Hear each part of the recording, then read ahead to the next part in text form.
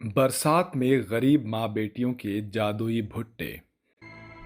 भुट्टे ले लो भुट्टे, गर्मा गर्म भुट्टे, भुट्टे ले लो भुट्टे। सरला गांव में एक पेड़ के नीचे बैठकर कोयले के ऊपर भुट्टों को भून रही होती है। तभी एक बच्चा उसके पास आता है। आंटी, मुझे 2 भुट्टे दे दो। सरला उसे भुने हुए भुट्टों पर नींबू और नमक लगा देती है। सरला और उसकी बेटी गांव में एक किसान के भुट्टों के खेत में काम करती थी, जिसके चलते किसान उन्हें रोजाना भुट्टे दे दिया करता था। दोनों माँ बेटी भुट्टों को भूनकर कुछ पैसे कमा लिया करती थी, लेकिन दिन भर की खूब मेहनत के बाद भी वो ज्यादा पैसे नहीं कमा पाती थी। सरला बेचारी विधवा थी और उसके ऊपर उसकी बेटी की जिम्मेदारी थी।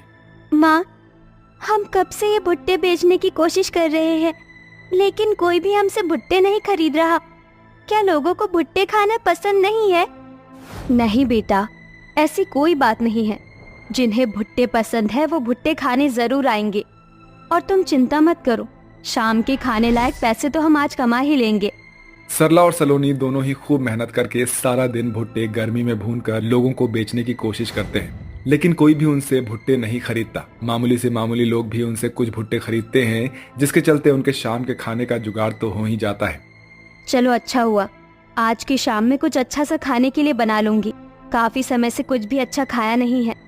उस रात सरला अपनी और अपनी बेटी के लिए दाल चावल बनाती है और पेट भर कर खाकर सो जाती है। अगले दिन जैसे ही सवेरा होता है, सरला सलोनी के साथ भुट्टे तोड़ने के लिए खेतों में पहुंच जाती है, लेकिन तभी बहुत तेज बारिश शुरू हो जाती है। अरे ये क्या, इतनी जोर से बारिश आ रही है। अब हम लोग क्या करें?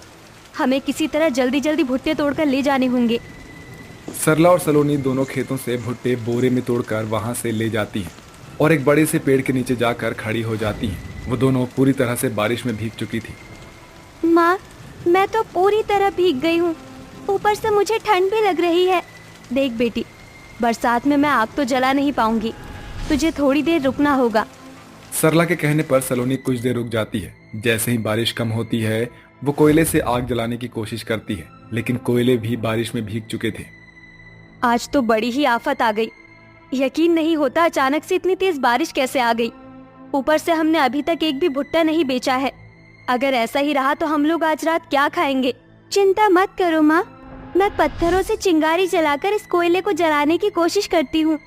सलोनी ऐसा कहकर 2 पत्थर उठाती है और उनसे चिंगारी निकालकर आग जलाने की कोशिश करती है, लेकिन बार बार बारिश होने की वजह से वो चिंगारी नहीं निकाल पाती। बहुत कोशिशों के बाद सलोनी बहुत ज्यादा थक जाती है। ये तो हो ही नहीं रहा माँ, अब हम लोग क्या करें? बारिश की वजह से सलोनी और सरला कुछ नहीं कर पाते हैं और वो बहुत ज्यादा मायूस हो जाते हैं, क्योंकि अगर भुट्टे नहीं बिकेंगे तो वो रात को खाएंगे क्या। तभी अचानक से जिस बोरे में उन्होंने खेतों से भुट्टे भरे थे, वो बोरा अचानक अपने आप ही हिलने लगता है। ऐसा कैसे हो सकता है? ये बोरा अपने आप कैसे हिल रहा है माँ? देखो जरा, इसके अंदर कुछ है क्या? कहीं ऐसा तो नहीं इस बोरे के अंदर कोई गलती से सांप घुस गया हो? बेटी, तू इस बोरे से थोड़े दूर रह, नहीं तो तुझे सांप काट लेगा।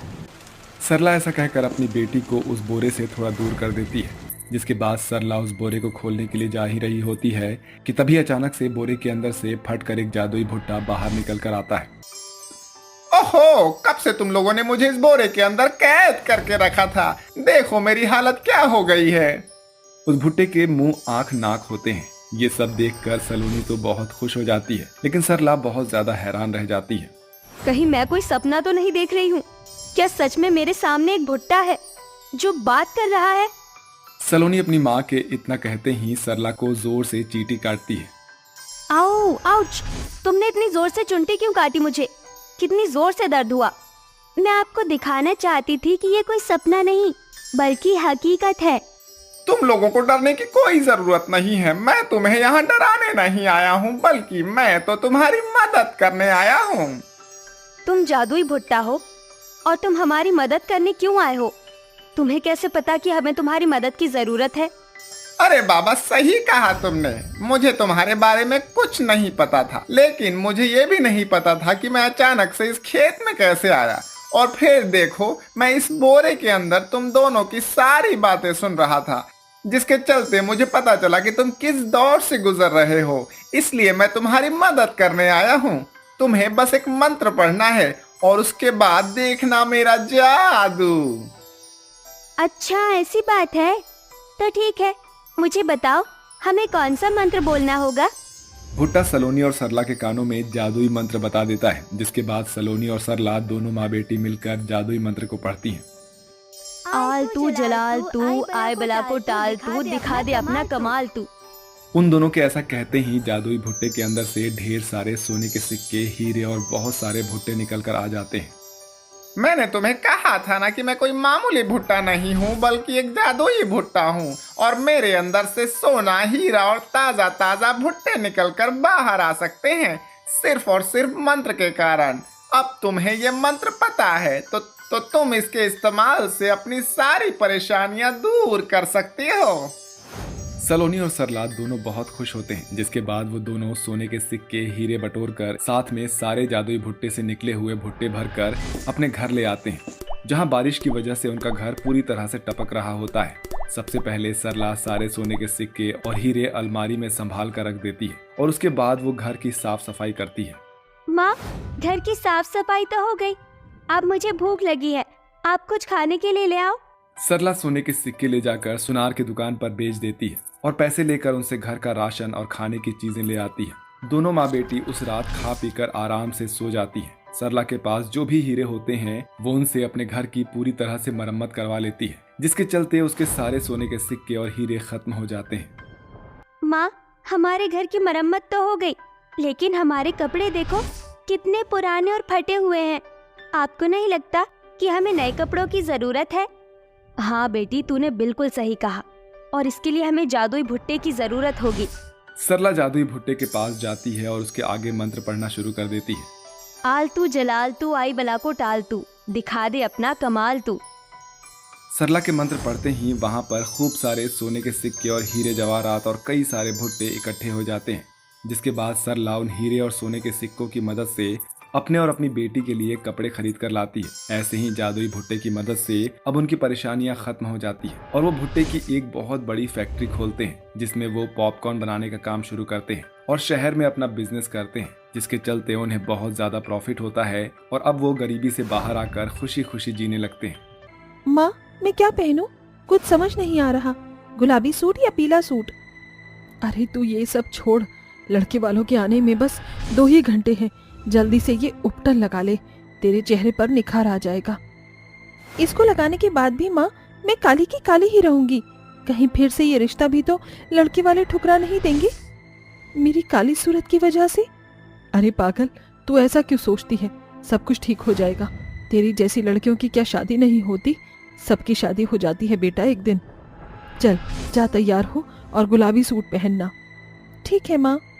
इतना कहते ही सलोनी उपटन लगाकर तैयार हो जाती है, फिर खुद को आईने में देखती है। आज थोड़े प्यार और नजाकत से बोलूंगी। सुनिए, नमस्ते। नमस्ते माँ जी, ये चाय समोसे लीजिए ना। हाय, मुझे तो शर्म आ रही है बहुत। बेटी बाहर आ जा, लड़के वाले आ गए। इतने में गरीब सोमिया लड़के वालों का स्वागत करती है और सलोनी चाय नाश्ता लेकर आती है। नमस्ते जी, नमस्ते, ये लीजिए चाय नाश्ता। सविता जी, ये मेरी बेटी सलोनी है, थोड़ा रंग दबा हुआ है पर दिल की बहुत अच्छी है, सर्वगुण संपन्न है। अब कढ़ाई बुनाई कुछ भी करवा लो, सब कर लेती है। ओहो माँ, ये तो बहुत काली है। नहीं माँ, इतनी काली लड़की से शादी नहीं कर सकता। जरा देखिए तो इसको, ये तो गोरिल्ला जैसी है। वही तो, मैं भी ऐसी काली लड़की को अपनी बहू नहीं बनाना चाहती। जगत में मुझे अपनी थूदू थोड़ी करवानी है। अरे बहन जी, केतन बेटा, एक बार मेरी बेटी से बात करके तो देखो। तन तो मिट्टी का बना है, लेकिन मेरी बेटी का मन बड़ा साफ और चंचल है। नहीं नहीं नहीं, मुझे यहाँ पर अपना रिश्ता ही नहीं छोड़ना। चलो माँ, यहाँ से चलो। तभी केतन और उसकी माँ सलोनी की काली सूरत देखकर रिश्ता तोड़कर चले जाते हैं, जिस बात से दोनों माँ बेटी बहुत रोती हैं। हे भगवान, ये क्या हो रहा है मेरी बच्ची के साथ? हे भोलेनाथ, अभी तक मेरी बेटी का रिश्ता नहीं जुड़ा। क्या कालेपन की वजह से मेरी बेटी कुंवारी रहेगी? लगता है माँ, हमेशा मेरे साथ यही होगा, इसीलिए अब मैं जीना नहीं चाहती। ऐसा कहकर सलोनी रसोई में जाकर खुद का नस काटने वाली होती है। तभी सोमिया चाकू फेंक कर थप्पड़ मारती है। पागल है क्या तू? पता है तुझे कुछ हो जाता तो मैं क्या करती? तेरे सिवा मेरा इस दुनिया में है कौन? खबरदार, आज के बाद ऐसा कुछ भी करने की कोशिश की तो मैं तेरी शादी जरूर करवाऊंगी बेटा। हाँ माँ, माफ कर दीजिए माँ, पर मैं क्या करती, आपको भी तो मैं एक तरह से परेशान ही कर रही हूँ। कोई मुझे अपने घर की बहू नहीं बनाना चाहता। चल अब ये सारी बात भूल जा, मैं तुझे अपने हाथ से खाना खिला दूँ। फिर सोमिया अपनी बेटी को अपने हाथ से खाना खिलाती है। दरअसल पति के बिना सोमिया अकेली अपनी बेटी को संघर्ष करके गरीबी में पाल रही थी। बहुत मेहनत से दूसरों के घर झाड़ू पोंछा करके उसने अपनी बेटी को पढ़ाया है, साथ ही घर के काम, कढ़ाई बुनाई भी सिखा दिया। पर सलोनी की एबिलिटी से उसे एमएनसी कंपनी में जॉब मिल गई। वहां भी कुछ एम्प्लॉय उसके कालेपन का मजाक उड़ाते थे, जिसे वो नजरअंदाज करती थी। ऐसे ही एक सुबह सलोनी को ऑफिस के लिए लेट हो जाता है। अच्छा मम्मा, चलती हूँ, ऑलरेडी लेट हो गई हूँ। बेटा ध्यान से जाना। इतना कहकर सलोनी ऑफिस के लिए निकल जाती है। रास्ते में उसे बस नहीं मिलती तो वो पैदल जाती है कि रोड क्रॉस करते वक्त शोभित नाम का लड़का थोड़ा सा कार से टक्कर मार देता है। तभी शोभित कार से निकलकर उसकी हेल्प करता है। सॉरी, आप ठीक तो है ना? क्या ठीक हूँ? आपको ठीक से कार चलाना नहीं आता? आप चलाते क्यों हैं? आई एम रियली सॉरी, जानबूझकर नहीं किया था। आपके हाथ में लगी तो नहीं ज्यादा? मैं आपको ड्रॉप कर दूं? ओफो, कितना बोलते हैं, एक साथ इतने सारे सवालों का जवाब कैसे दूं मैं? ऑफिस के लिए लेट हो रहा है, ऊपर से आपने और गिरा दिया। मैं चली जाऊंगी। इतना कहकर सलोनी ऑफिस चली जाती है। वहीं शोभित भी उसी ऑफिस में पहुंच जाता है, क्योंकि वो उसका ही ऑफिस था, लेकिन बड़ा भाई ऋषभ संभाल रहा था। थैंक गॉड पहुंच गई। मैडम, आपको ऋषभ सर केबिन में बुला रहे हैं। ये सुनकर डरती हुई सलोनी केबिन में जाती है, जहां वो शोभित को देखकर हक्की बक्की रह जाती है। फिर ऋषभ उसे वार्निंग देकर छोड़ देता है। वक्त गुजरता है। अक्सर ऑफिस में शोभित और सलोनी की मुलाकात होती रहती थी। कभी लिफ्ट में साथ अटक जाते तो कभी सलोनी के गिरने पर शोभित उसे संभाल लेता था। धीरे धीरे दोनों को एक दूसरे से थोड़ा प्यार हो जाता है, पर इसका एहसास दोनों को ही नहीं था।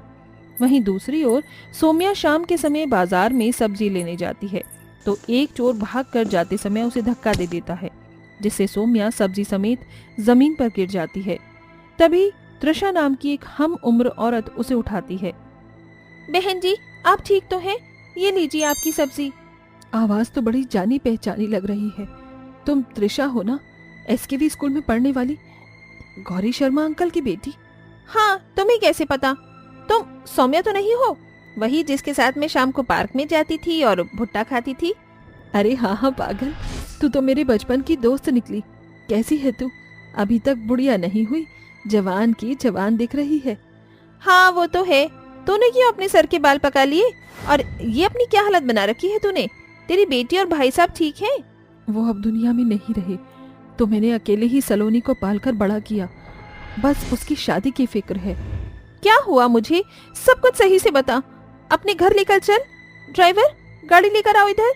तभी बचपन की बूढ़ी सहेलियां कार में बैठकर सौम्या के घर पहुंचती हैं, जहां शाम में उसकी खातिरदारी करती है और अपनी बेटी की सारी बातें बताती है, जिसे सुनकर त्रिशा सोच में पड़ जाती है।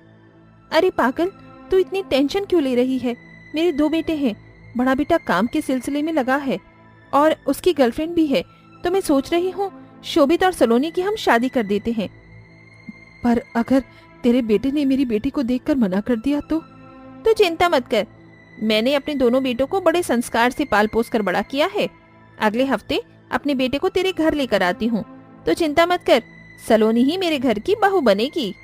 त्रिशा की बात सुनकर सौम्या की आंखों में आंसू आ जाते हैं और अगले ही हफ्ते अमीर सहेली अपने बेटे को गरीब सहेली के घर लाती है, जहाँ एक बार फिर शोभित और सलोनी एक दूसरे को देखकर हैरान हो जाते हैं।